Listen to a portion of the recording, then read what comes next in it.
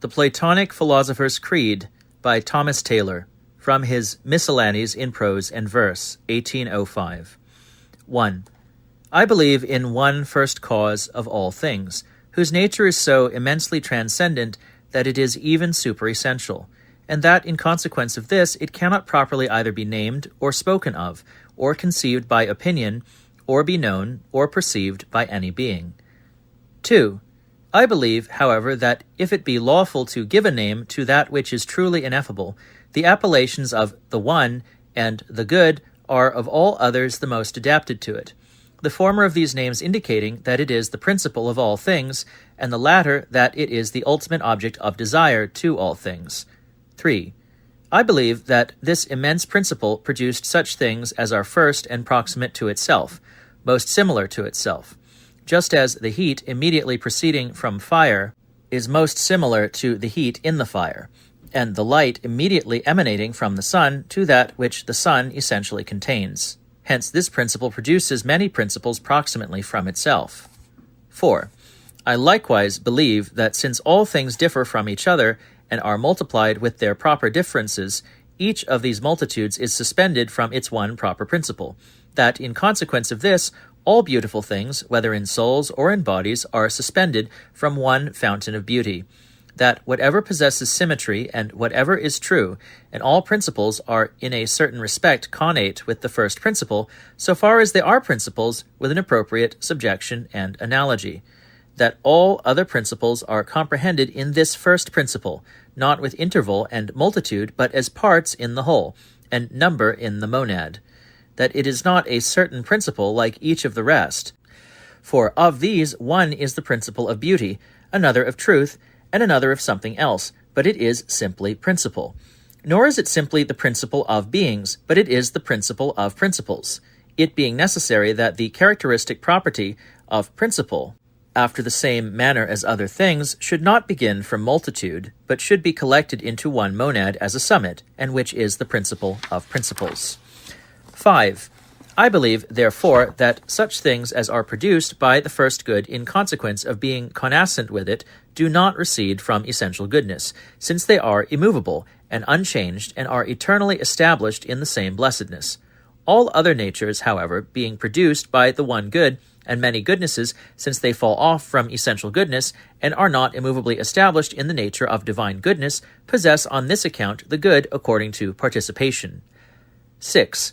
I believe that as all things considered as subsisting causally in this immense principle are transcendently more excellent than they are when considered as effects proceeding from him, this principle is very properly said to be all things, prior to all, priority denoting exempt transcendency, just as number may be considered as subsisting occultly in the monad and the circle in the center, this occult being the same in each with causal subsistence.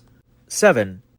I believe that the most proper mode of venerating this great principle of principles is to extend in silence the ineffable parturitions of the soul to its ineffable co-sensation, and that if it be at all lawful to celebrate it, it is to be celebrated as a thrice unknown darkness, as the God of all gods, and the unity of all unities, as more ineffable than all silence, and more occult than all essence, as holy among the holies, and concealed in its first progeny, the intelligible gods. 8.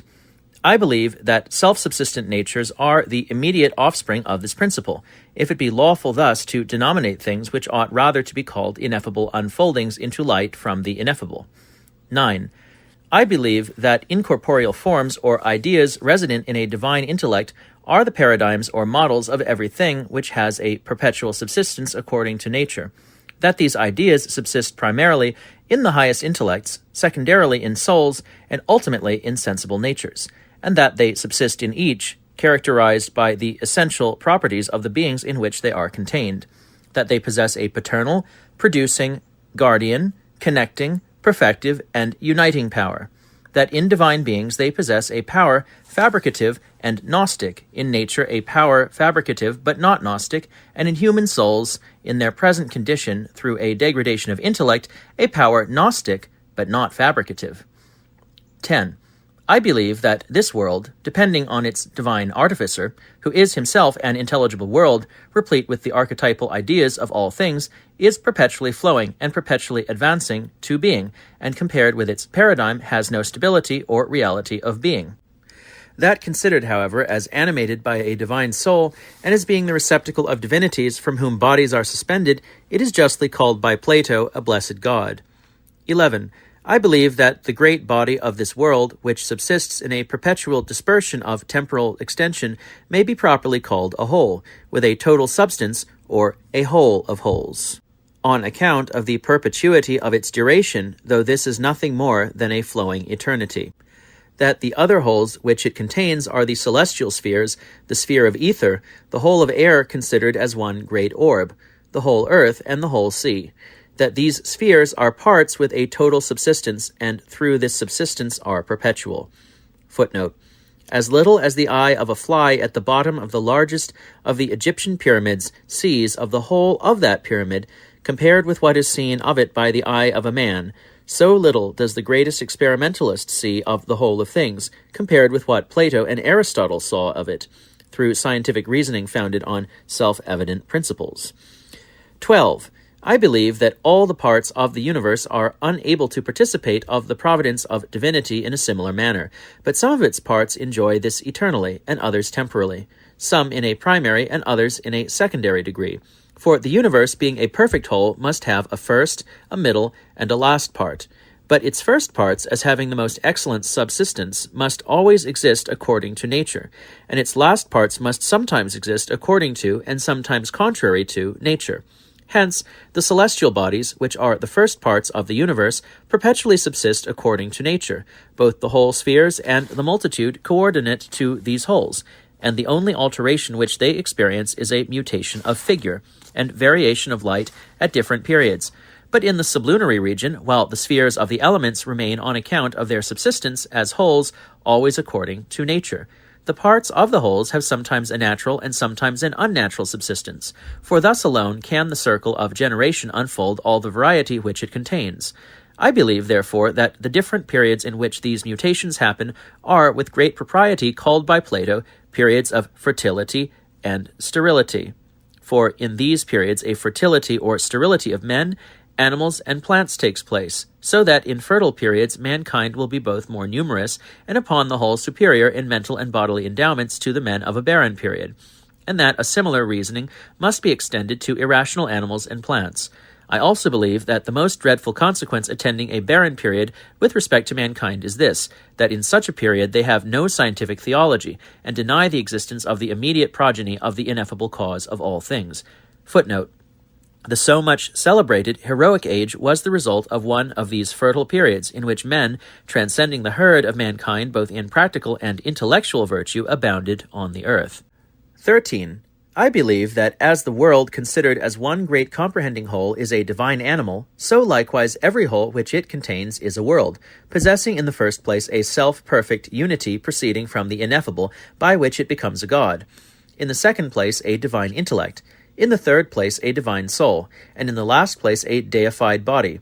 That each of these wholes is the producing cause of all the multitude which it contains, and on this account is said to be a whole prior to parts, because considered as possessing an eternal form which holds all its parts together, and gives to the whole perpetuity of subsistence, it is not indigent of such parts to the perfection of its being.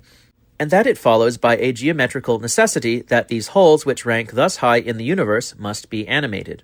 14. Hence, I believe that after the immense principle of principles in which all things causally subsist absorbed in the superessential light, and involved in unfathomable depths, a beautiful series of principles proceeds, all largely partaking of the ineffable, all stamped with the occult characters of deity, all possessing an overflowing fullness of good, that from these dazzling summits, these ineffable blossoms, these divine propagations, being, life, intellect, soul, nature, and body depend. Monads suspended from unities, deified natures proceeding from deities, that each of these monads is the leader of a series which extends to the last of things, and which, while it proceeds from, at the same time abides in, and returns to its leader. Thus, all beings proceed from and are comprehended in the first being. All intellects emanate from one first intellect, all souls from one first soul. all natures blossom from one first nature, and all bodies proceed from the vital and luminous body of the world.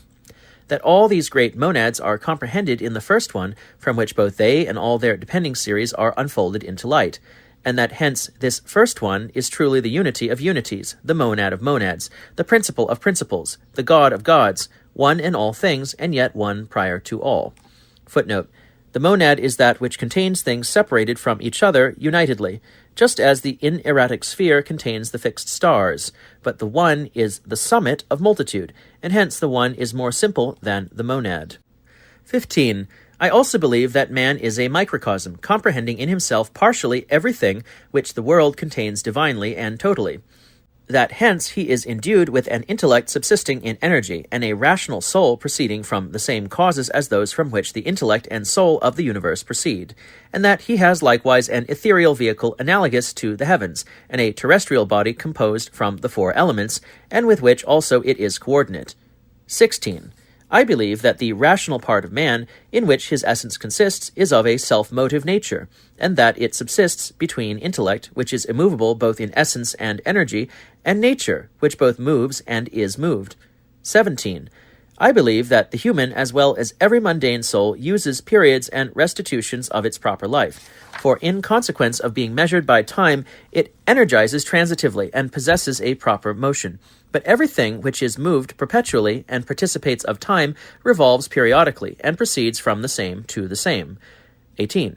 I also believe that as the human soul ranks among the number of those souls that sometimes follow the mundane divinities, in consequence of subsisting immediately after daimons and heroes, the perpetual attendants of the gods, it possesses a power of descending infinitely into the sublunary region and of ascending from thence to real being. That in consequence of this, the soul, while an inhabitant of earth, is in a fallen condition, an apostate from deity, an exile from the orb of light, that she can only be restored while on earth to the divine likeness, and be able after death to reascend to the intelligible world by the exercise of the cathartic and theoretic virtues, the former purifying her from the defilements of a mortal nature, and the latter elevating her to the vision of true being, and that such a soul returns after death to her kindred star from which she fell and enjoys a blessed life. 19.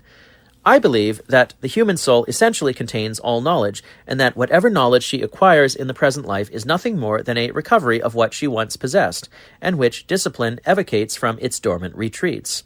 20.